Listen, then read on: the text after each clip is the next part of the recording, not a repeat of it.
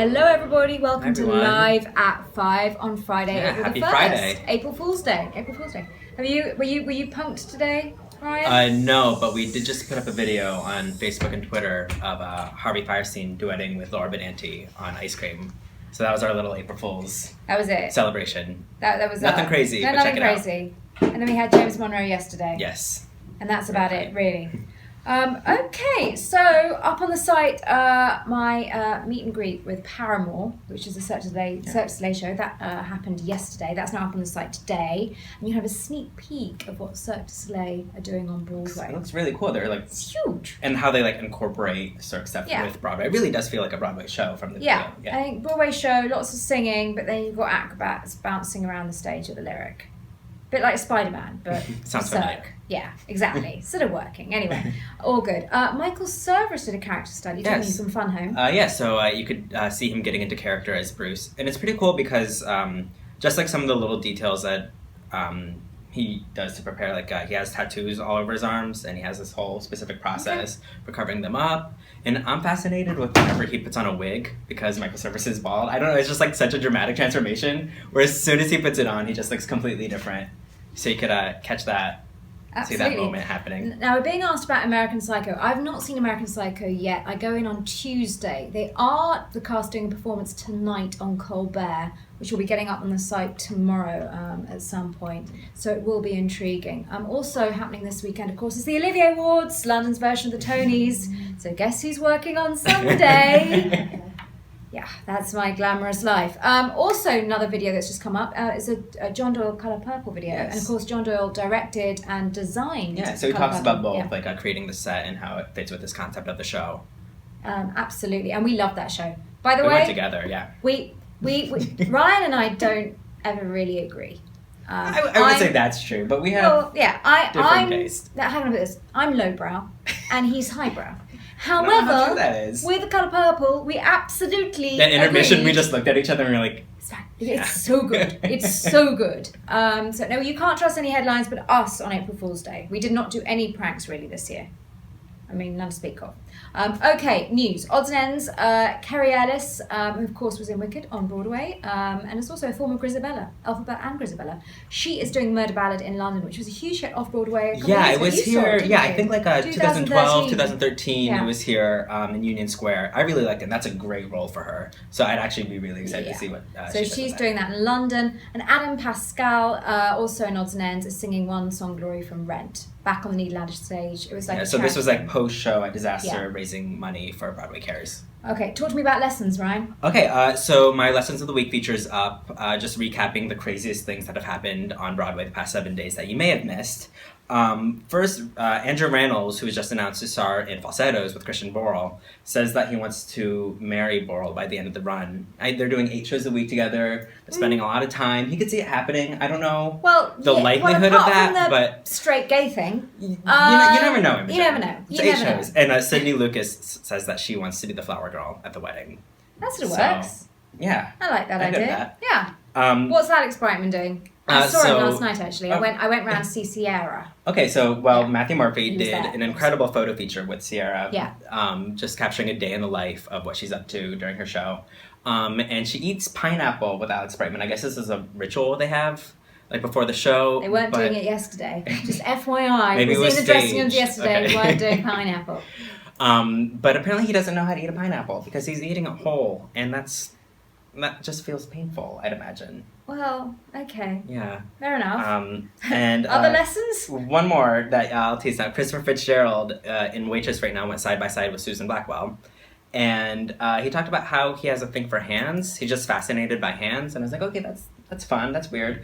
But then he went into extreme detail about Susan Blackwell's hands. Like, not even looking at them, but, like, being able to describe, like, the length of her cuticles. And, like, it's kind of creepy. Okay. Check out the lessons. Watch that video. I think people are moving towards wanting our special guest, Ryan. Yes. Susannah Flood. However, before you go, what's the culture list? Oh, yeah. Go to the site. Check out our culture list challenge this week in celebration of Kinky Boots' anniversary.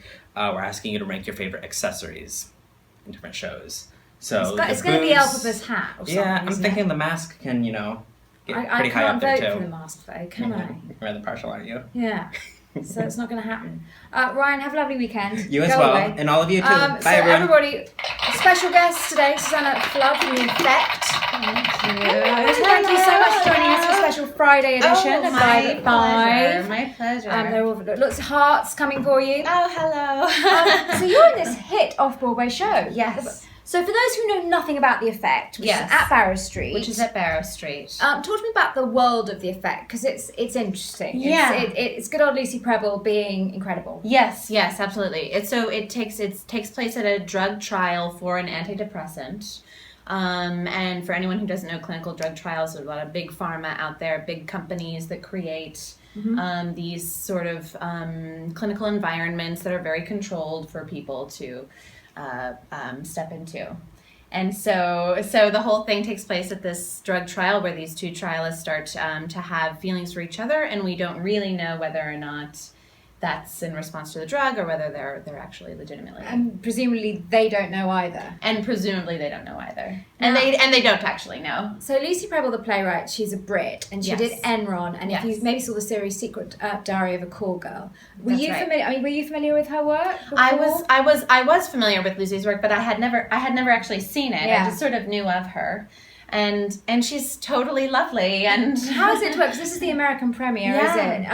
Was she with you working? She was, yes. She was here for about 2 weeks at the top, and she, the play was actually premiered in London in 2012 and was a big hit out there. And since then, the conversation about depression, clinical depression, has changed. So she did a lot of work on the script, and they continued to kind of work on the script as she came back during tech and previews, and we tried a lot of different things while we were rehearsing. I mean, so audiences must go and really relate to this, because this is a story of our times, isn't it? Depression and love. It really is sort of tackling. Yes. You're giving audiences food for thought. I think so. I hope so. That's the goal. I mean, I think the questions of the play are really, who am I? Am I the sum of my brain, or am I more than that? And will I ever find someone to love me who I also love? And that's a question. Those are questions we can all definitely relate to. Now you're running through June the 19th. Yes. So you've got quite a long run. Have you got any dressing room rituals to sort of get you into the zone, as it were? Yes. Well, I I wash my face very closely to sort of strip the whole day away before we start the show, and I also just try to tease and antagonize my castmates as much as possible. So we've got a little banter going before we get on stage.